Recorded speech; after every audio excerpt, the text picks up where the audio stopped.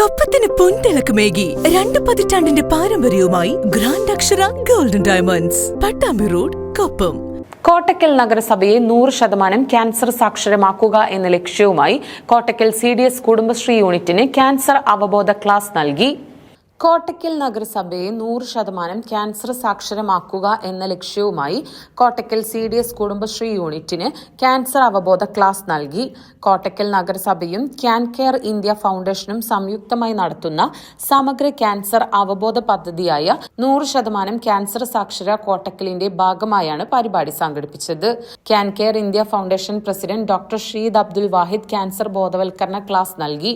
പരിപാടിയിൽ പങ്കെടുത്ത CDS മെമ്പർമാർക്ക് അയൽക്കൂട്ട വിതരണം ചെയ്യാനുള്ള ക്യാൻസർ അവബോധ ലഘുലേഖകളും പരിപാടിയിൽ പങ്കെടുത്തതിനുള്ള ഉപഹാരവും കൈമാറി.